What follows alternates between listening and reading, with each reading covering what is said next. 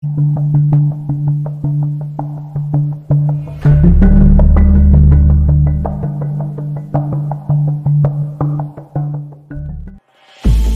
बाद मैं भी सो गया। मेरी आंख इस वक्त खुली जब कोई मुझे कांधे से हिला रहा था। सालोस की आवाज़ आई, सालोमन तुम्हें इसी वक्त यरूशलेम जाना होगा मेरे दोस्त। मैंने आंखें खोल दी। लालटेन कमरे में इसी तरह जल रही थी। मेरे करीब ही एक भरे भरे बदन वाला आदमी टी शर्ट और जीन्स में फंसा फंसा सा खड़ा सिगरेट पी रहा था। इसकी शेप बड़ी हुई थी। मैं उठ बैठा, गुसल खाने में जाकर मुँह हाथ धोया। सालोस ने मुझे नई जैकेट और जीन्स पहनने को दी। फिर रॉकी से कहा, सालोमन हमारा दोस्त है रॉकी, रास्ते में इसकी ज़रूरत का ख्याल रखना। जाहिर है वो रॉकी को खुफिया अल्फाज में ताकीद कर रहा था कि मुझे इधर उधर न होने दे। बाहर मुँह अंधेरे का समा था। ठंडी हवा चल रही थी। कॉटेज के बाहर पीपल के दरख्त के नीचे गर्द में अटी हुई पुरानी सी वैगन खड़ी थी जो बिल्कुल बंद थी। मैं रॉकी के आगे बैठ गया। रॉकी ने होंठों में सिगरेट दबा रखा था। वैगन का इंजन गुर्राया और फिर वैगन दरख्तों की ढलान से निकलकर पू फटते अंधेरे में एक कच्ची सड़क पर तेजी से रवाना हो गई। रॉकी ने सिगरेट बाहर फेंकते हुए कहा, हम हाईवे से हट कर जाएंगे। हाईवे पर पुलिस पेट्रोल का खतरा है। सालोमन बॉस कहता है तुम हमारे गैंग में शामिल हो गए हो। अच्छा किया, हमें तुम जैसे बहादुर जवानों की ज़रूरत है। बॉस सालोस तुम्हारी बड़ी कदर करता है। मैंने कहा, हम यरूशलेम किस वक्त पहुंचेंगे? रॉकी बोला, मैं शॉर्टकट मार रहा हूँ। जितना वक्त हाईवे पर लगता है इससे बहुत कम वक्त लगेगा। तुमने नाश्ता नहीं किया? मैंने भी नहीं किया, फिक्र न करो। रास्ते में एक गांव आएगा, वहाँ बर्गर और कॉफ़ी उड़ाएंगे। वैगन अनजाने रास्तों पर उड़ी जा रही थी। सड़क कच्ची थी और हचकोले लग रहे थे। बतदरीज रात की स्याही दिन के उजाले में तब्दील हो रही थी। आसपास का गैर आबाद बंजर इलाका अब साफ दिखाई देने लगा था। कहीं कहीं कोई दरख्त नजर आ जाता था। मिट्टी और संगलाख पत्थरों की छोटी छोटी टेकरियां दूर दूर तक फैली थी। रॉकी को रास्ते में इल्म था, वो गाड़ी उड़ाए लिए जा रहा था। सूरज को निकले 15-20 मिनट हुए होंगे कि दूर पानी की गोल टैंकी दिखाई दी। रॉकी ने कहा, यह गांव की टैंकी है, यहाँ हम नाश्ता कर, मगर मैं वैगन में ही बैठा रहूंगा। तुम ऐसा करना कि रेस्टोरेंट में जाकर बर्गर और कॉफ़ी खरीद लाना और वहाँ आज का अखबार ज़रूर लाना। इसमें कल के डाके की पूरी खबर छपी होगी, मैं इसे पढ़ना चाहता हूँ। अखबार के नाम से मेरे बदन में चींटियाँ सी रेंगने लगी। यकीनन आज के अखबार में मेरे फरार की खबर भी छपी होगी। हो सकता है साथ मेरा फ़ोटो भी दिया गया हो। ऐसी सूरत में रॉकी मुझे जिंदा नहीं छोड़ेगा। वो डाकू और गुंडा सही मगर एक पक्का यहूदी है और वो अपने मुल्क के खिलाफ जासूसी करने वाले को कभी नहीं छोड़ेगा। पुलिस को वो खबर करने की पोजीशन में नहीं है। इसके पास अपने वतन के गद्दार को कैफरे किरदार तक पहुंचाने का एक ही रास्ता है कि वो मुझे गोली मार देगा। अगर मेरी गिरफ्तारी के लिए इनाम मुकर्रर हुआ तो फिर भी वो मुझे दबोच लेगा और यहीं से वापस अपने बॉस सालोस के पास ले जाएगा। मैं यही सोच रहा था और वैगन एक गैर आबाद से गाँव में दाखिल हो गई। चंद एक कॉटेज बने थे। दाएं बाएं फलों का फार्म था। एक लंबी बैरक थी। गांव की एक कच्ची सड़क थी जिसके किनारे मोटल का बोर्ड लगा था। रॉकी ने वैगन इस मोटल के बिल्कुल सामने झाड़ियों की ओट में खड़ी कर दी और मुझे $5 का नोट निकाल कर देते हुए कहा, वो देखो सामने फुटपाथ पर न्यूज़ पेपर स्टैंड में आज के ताज़ा अखबार लगे हैं। पहले सिक्का डालकर अखबार निकालना, फिर मोटल के रेस्टोरेंट में जाकर 4-6 बर्गर और कॉफ़ी के 2 गिलास ले आना। जाओ, देर मत करना। हो सकता है इन लोगों को भी शहर वाले डाके की खबर फ़ोन पर मिल गई। मैं $5 के नोट थामे वैगन से उतरकर होटल वाले रेस्टोरेंट की तरफ बढ़ा। दिन की रोशनी चारों तरफ फैली हुई थी। फुटपाथ पर न्यूज़पेपर स्टैंड में अखबार लगे थे। जो ही मेरी नज़र अखबार पर पड़ी, मेरी रूह कांप उठी। अखबार के पहले ही सफ़े पर एक चौखटे में मेरी तस्वीर के साथ मेरे फरार की खबर छुपी थी और साथ इनाम का ऐलान भी किया गया था। मैंने इसी लम्हे सोच लिया कि मुझे क्या करना होगा। सिक्का डालकर अखबार स्टैंड के शीशे के केस में से निकालकर बगल में दबाया। पीछे मुड़कर देखा, रॉकी वैगन की अगली सीट की खिड़की से मुझे देख रहा था। इसने हाथ के इशारे से मुझे जल्दी करने को कहा। मैं रेस्टोरेंट की तरफ बढ़ा। अब मुझे अपनी पड़ गई थी। अखबार में खबर के साथ मेरी तस्वीर का आ जाना कोई मामूली बात नहीं थी। मैं किसी भी वक्त किसी भी जगह पकड़ा जा सकता था। फिर इनाम का लालच भी था। ये हो नहीं सकता था कि मैं अखबार लिए बगैर रॉकी के पास पहुंच जाऊं। मोटल के रेस्टोरेंट में खुशकिस्मती से इस वक्त सिवाय एक बूढ़े देहाती के और कोई नहीं था, जो कोने वाली खिड़की के पास बैठा कॉफ़ी के साथ बर्गर खा रहा था। वो अपने ध्यान में था। वैसे भी इन मुल्कों में कोई किसी की तरफ खामखा नहीं देखता, हर कोई अपने काम से गर्ज रखता है। रॉकी से छुटकारा हासिल करने की एक तरकीब मेरे जहन में आ गई। जो सूरत हाल थी इसमें यही तरकीब काम आ सकती थी। काउंटर पर एक मामर औरत काफ़ी की मशीन को कपड़े से साफ कर रही थी। कोने में बाथरूम था। मैं इसमें घुस गया, अखबार को फाड़ कर ट्रैश में फेंका। मेरा दिल धड़क रहा था। बाथरूम से बाहर जाने का दरवाज़ा दूसरा कोई नहीं था। मैं दूसरे दरवाजे की तलाश थी। जल्दी से बाहर निकल आया। काउंटर वाली औरत ने शायद अभी ताज़ा अखबार नहीं पढ़ा था। मैंने इससे कॉफ़ी का एक गिलास लिया, $5 दिए। बाकी रेज़गारी जेब में डाली और जायज़ा लिया कि कहीं वो मुझे घूर कर तो नहीं देख रही। इसने मुझे देखा था मगर फिर अपने काम में लग गई थी। इसका मतलब था कि इसने ताज़ा अखबार नहीं देखा। मुझे बेचैनी लगी थी मगर ऊपर से बेहद इत्मीनान के साथ काउंटर के करीब ही कुर्सी पर बैठकर कॉफ़ी पीने लगा। अचानक कोने वाला पर्दा हटा और एक अधेड़ उम्र का आदमी सर पर लंबा हेड जमाए हाथ में एक तरबूज उठाए दाखिल हुआ और बोला, डोरियाना देखो कितना बड़ा तरबूज खेत से तोड़ा है। इसका मतलब था कि इस दरवाजे के पीछे खेत था। अधेड़ उम्र आदमी काउंटर पर तरबूज रखकर औरत से बातें करने में मसरूफ हो गया। ये सुनहरी मौका था। मैं कॉफ़ी का गिलास वहीं छोड़कर उठा और बाथरूम में जाने के बहाने पर्दा उठाकर दूसरी तरफ निकल गया। इधर वाकई एक छोटा सा खेत था जिसमें सब्ज रंग के बड़े बड़े तरबूज बैलों में पड़े थे। मैं लपक कर रेस्टोरेंट के कोने में पीछे की तरफ आ गया।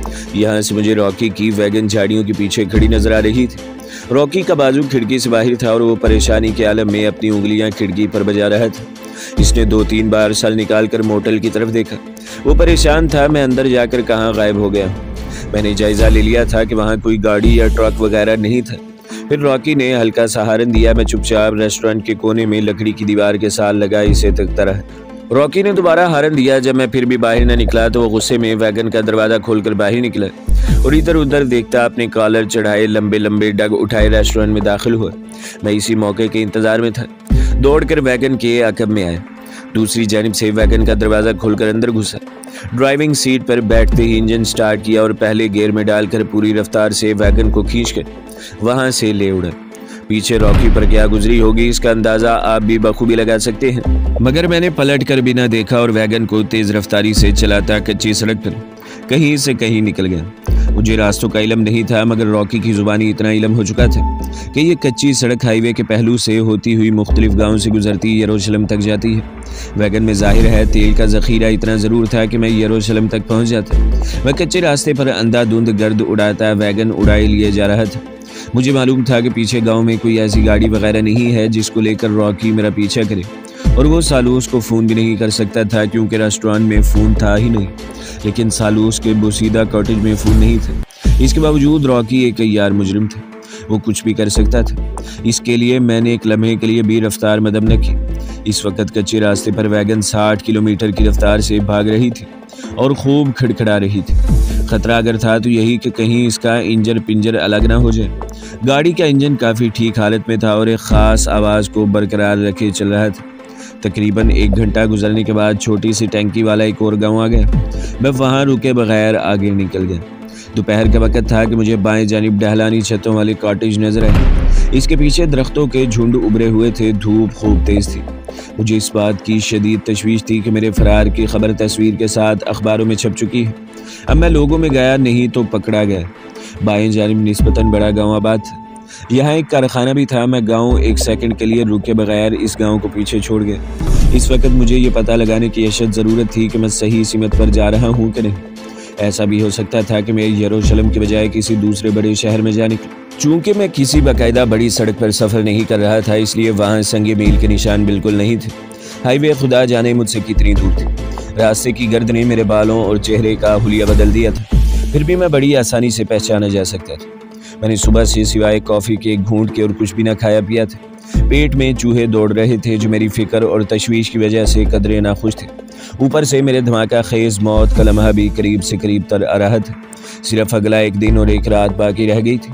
यहूदी डॉक्टर के कहने के मुताबिक मेरे पेट में किसी जगह दस्ती बम बनकर छुपे हुए महलूल को परसों दिन के 9:30 बजे मेरे जिस्म के परखचे उड़ाते हुए फट जाना था।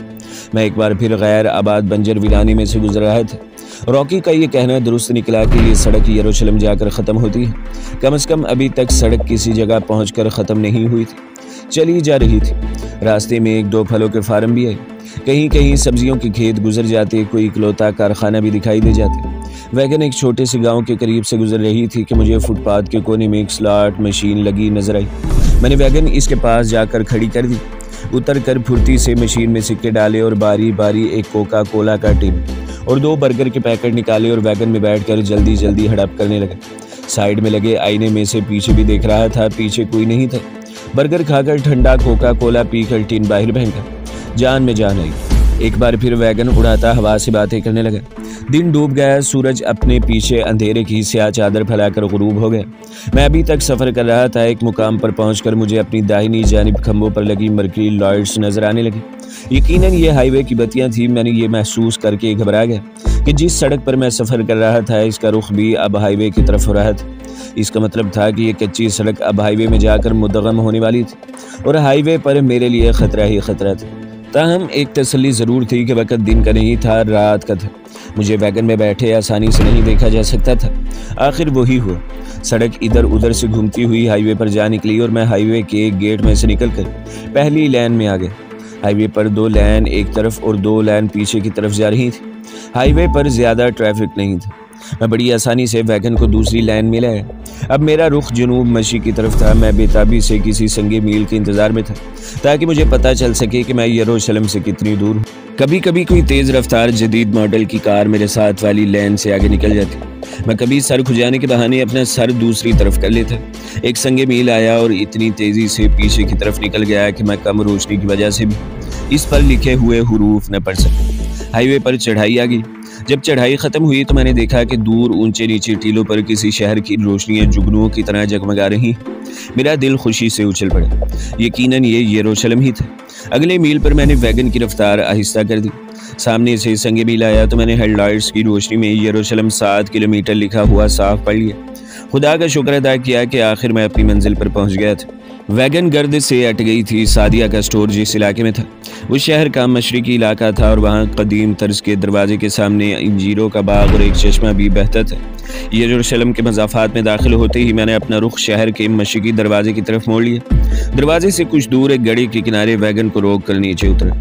अकब में जाकर इसका दरवाज़ा खोलने की कोशिश की मगर वो लॉक था। डैशबोर्ड की मैंने पहले ही तलाशी ले चुका था। इसमें सिवाय सिगरेट के पैकेट के मशरूब से भरी हुई छोटी बोतल और एक जासूसी नावल की और कुछ भी नहीं था। ये रॉकी की चीज़ें थी। मैंने इन्हें डैशबोर्ड में ही रहने दिया।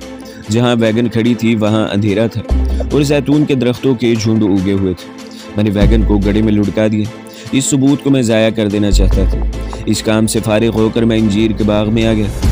यहाँ भी अंधेरा था। बाग के बाहर खंबे पर एक ट्यूब लाइट जल रही थी। मैंने चश्मे के किनारे बैठकर मुंह हाथ धोया, पानी पिया, फिर यरूशलेम के मशरकी दरवाजे में से शहर में दाखिल हो गया। सादिया का गुंजान इलाका वहाँ से थोड़े फासले पर ही था। मैं यरूशलेम के पथरीले फर्श वाली ऊंची नीची गलियों और बाजारों में से गुजरता सादिया के फूड सेंटर में दाखिल हो गया। सादिया ने मुझे स्टोर में दाखिल होते देख लिया। वो काउंटर पर खड़ी एक गाहक को बिल कंप्यूट करके दे रही थी। मैं शहद, दूध और दही के डब्बों वाली अलमारी के सामने जाकर खड़ा हो गया। चंद लम्हों बाद सादिया एक ट्रॉली में कुछ सामान डाले मेरे पीछे से ये कहती हुई गुजर गई, ऊपर आ जाओ। सादिया की रिहाइश स्टोर के ऊपर ही थी। कोने में बाथरूम के करीब ही से एक जीना ऊपर फ्लैट में जाता था। मैं खामोशी से जीना तय करके ऊपर सादिया के फ्लैट में पहुंच गया। फ्लैट खाली था। बिस्तर सलीके से बिछा था मगर कालीन पर ताश के कुछ पत्ते बिखरे हुए थे। मेज़ पर मशरूब के खाली टिन पड़े थे। कॉर्नर टेबल पर रखा टीवी खामोश था। इसके ऊपर दीवार पर इसराइलियों का मजहबी निशान यानी 6 कोनों वाला सितारा लटक रहा था। दीवार से लगा बल्ब रोशन था। गली की तरफ खिड़की पर पर्दा गिरा हुआ था। मैं सोफे पर बैठ गया और एक फैशन मैगजीन उठाकर इसकी वर्क गर्दानी करने लगा। अचानक टेलीफोन की घंटी बजने लगी। मैं अपनी जगह से बिल्कुल न हिला। घंटी 3-4 बार बजने के बाद अपने आप बंद हो गई। फ्लैट का दरवाज़ा खुला और सादिया ये कहती हुई अंदर दाखिल हुई, तुम्हारे पीछे तो कोई नहीं लगा था। मैंने रिसाला रखते हुए कहा, जिन हालात में मैं फ़रार हुआ हूँ मेरे पीछे किसी के लगने का सवाल ही पैदा नहीं होता। सादिया मेरे सामने सोफे पर बैठ गई और बोली, मैंने अखबार में तुम्हारे फ़रार की खबर और तुम्हारी तस्वीर देख ली है। मैंने वो अखबार जला डाला है। तुम्हें फ़ौरन किसी महफूज जगह पहुँचकर कुछ देर के लिए छुपे रहना होगा। मैंने सादिया की तरफ देखते हुए आहिस्ता से कहा, सादिया मेरी मौत में सिर्फ 1 दिन और 1 रात बाकी रह गई है। सादिया हक्की बक्की सी होकर मेरा मुंह तकने लगी। क्या मतलब है तुम्हारा? मैंने अपने पेट पर उंगली रखी और कहा, इस वक्त मेरे पेट में एक टाइम बम है जो परसों सुबह 9:30 बजे अपने आप फट जाएगा और मेरे पुर्जे उड़ जाएंगे। सादिया उठकर मेरे पास आ गई। ये तुम क्या कह रहे हो? किसने रख दिया तुम्हारे अंदर टाइम बम? ये कैसे मुमकिन हो सकता है? मैंने सादिया को शुरू से आखिर तक सारी कहानी सुना दी। इसका रंग उड़ गया। परेशानी के आलम में उठकर टहलने लगी। जल्दी से टेलीफोन की तरफ बढ़ी, फिर फ़ौरन ही रुक गई और अपने आप से कहने लगी, नहीं मुझे इसे नहीं बताना चाहिए। ये बात इसे मालूम नहीं होनी चाहिए। फिर मेरी तरफ देखकर बोली, तुम्हारा मेडिकल चेकअप बहुत ज़रूरी है, लेकिन ये राज किसी दूसरे को मालूम नहीं होना चाहिए।